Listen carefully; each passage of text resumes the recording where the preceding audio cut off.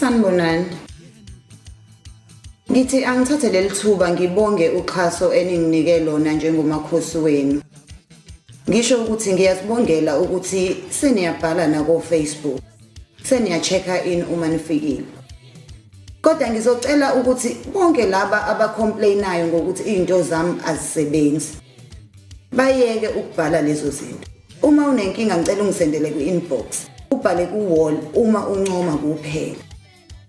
Ngoba manje hayi ukuthi izinto zami mina azisebenzi. Kuyakwenzeke uthola ukuthi sengiyikhansile indlela zakho. Sengilivusile nedlozi lakho ukuthi likukhansele.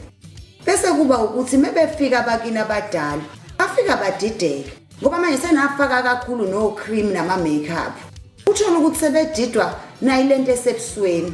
Badidwa indaba ze peanut butter nangomunye phone. Makhosi, hello? Okay, ngizonika ithwasa. Thwasa awumphenduli, umenzele iappointment.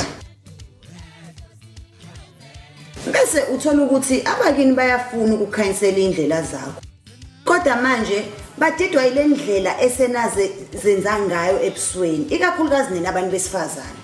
Uma befika abakini babeshiye wena umnyama, bayabuya usuyiyellow bone. Bayadideka kube ngathi bafika kumuntu oronke. Nawe ungathatha iCoca-Cola yakho uyifake efrijini. Umuthi uyabuya ufica sekuyifansi. Ungaba nakho ukudideka ukuthi kodwa manje lento akusayona lokuyishiyile. Bese ke nalezi inwele enizifaka emakhanda. Uthola ukuthi amadlozi ayafika ebusuku athi akulethele inhlanhla.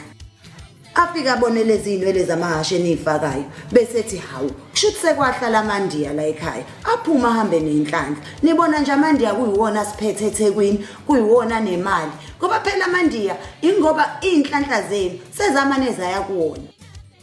Ngicela ke ningisize.